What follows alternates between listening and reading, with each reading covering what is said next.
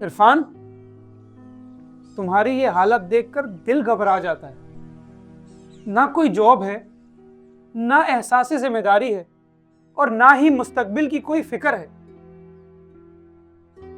कितनी बार कहा है हाथ पांव मारो, कुछ करो, लेकिन ये सुनता ही नहीं है।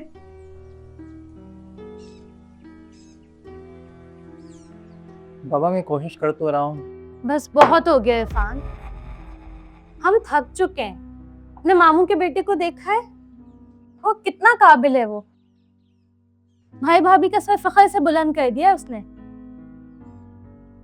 मम्मी कम से कम आप तो मुझे समझे। मर्द बनो इरफान, कब तक इस बूढ़े बाप के खर्चे पर पलते रहोगे? जिंदगी हमदर्दी से नहीं चलती।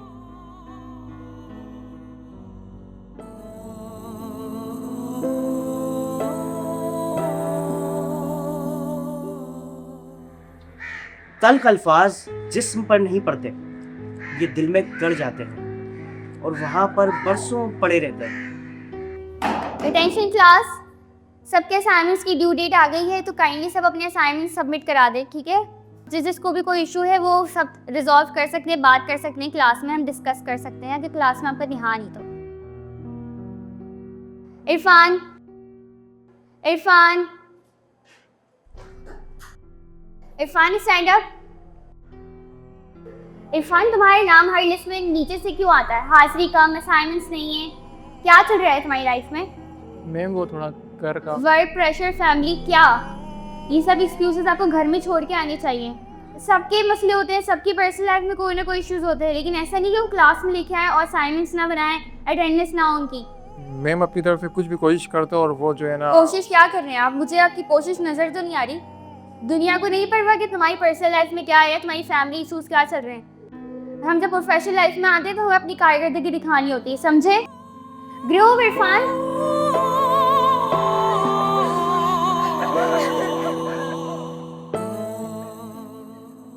कोई बात नहीं इरफान, अगर कोई इशू है आप मुझे बता सकते हैं, जी। मसला तो नहीं है।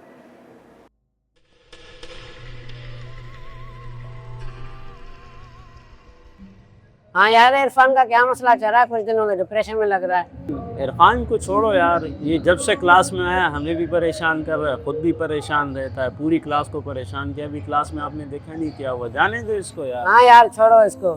ये है ही एक नंबर का लूजर।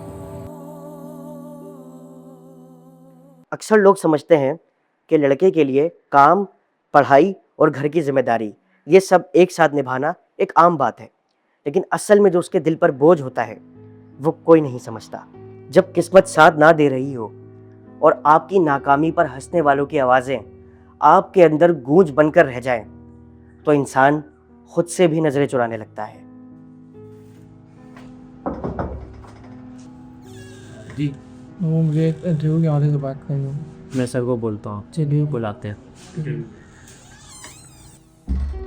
सर कोई इंटरव्यू के लाया है, भेजो।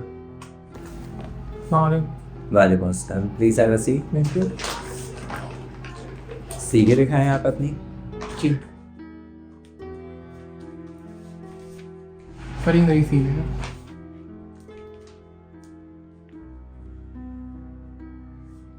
सो मिस्टर इरफान, अपना एक्सपीरियंस बताएं मुझे। तन में फ्रेश हो। फ्रेश हो जी और सेल्स का कुछ आइडिया है? थोड़ा सा।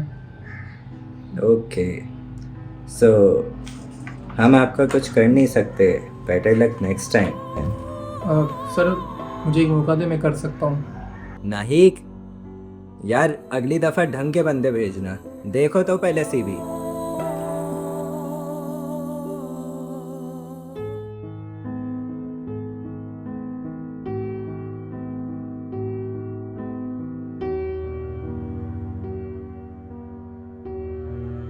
जब चारों तरफ से दरवाजे बंद हो जाए तो इंसान खुद को कसूरवार समझने लगता है, अपनी काबिलियत से भरोसा भी उठ जाता है।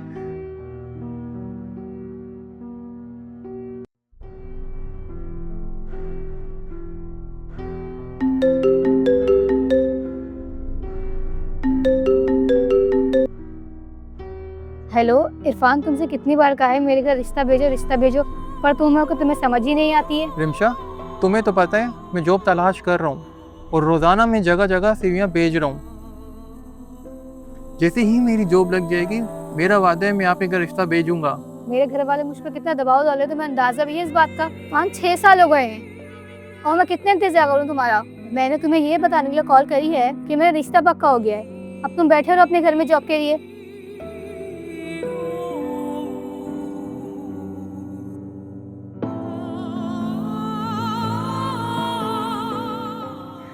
मोहब्बत के दावे और हमदर्द भेजेगी जब बदल जाए तो उम्मीदें भी अपनी सांसें तोड़ देती हैं। हम थक चुके हैं। अपने मामू के बेटे को देखा है, वो कितना काबिल है वो। मर्द बनो इरफान, कब तक इस बूढ़े बाप के वो खर्चे पर कितना पलते काबिल है वो। Grow up Irfan. हाँ यार छोड़ो इसको। ये है ही एक नंबर का लूजर। कि मेरा रिश्ता पक्का हो गया है। अब तुम बैठे रहो अपने घर में जॉब के लिए। अगली दफ़ा ढंग के बंदे भेजना। हम थक चुके हैं। वो कितना काबिल है वो। मर्द बनो इरफान।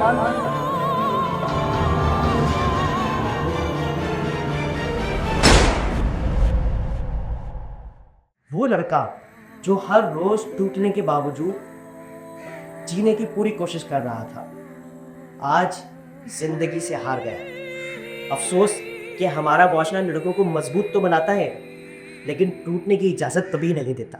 याद रखें, इरफान की मौत का जिम्मेदार सिर्फ वो खुद नहीं था, बल्कि वो सब लोग थे जो उसके आसपास थे, जिन्होंने उसका गम महसूस नहीं किया और ना उसका हाथ थामा। उन्हीं के तल्ख लहजे और सर्द रवैये ने इरफान को उस जगह पर पहुंचाया कि जहां से वापसी नामुमकिन है। तो हमने इस वीडियो से सबक ये लिया कि अगर कोई नाकाम हो रहा है, अगर कोई ज़िंदगी में हार रहा है, तो हमें उसका सहारा बनना चाहिए। हमें उसके कंधे पर हाथ रखना चाहिए और उसे दिलासा देना चाहिए कि ज़िंदगी है, मराहिल आते हैं। तो इसीलिए इस जुर्म में वो सब भी शरीक होते हैं कि जो उसको सहारा देने के बजाय उसको डिग्रेड करते हैं और उसकी इंसल्ट करते रहते हैं।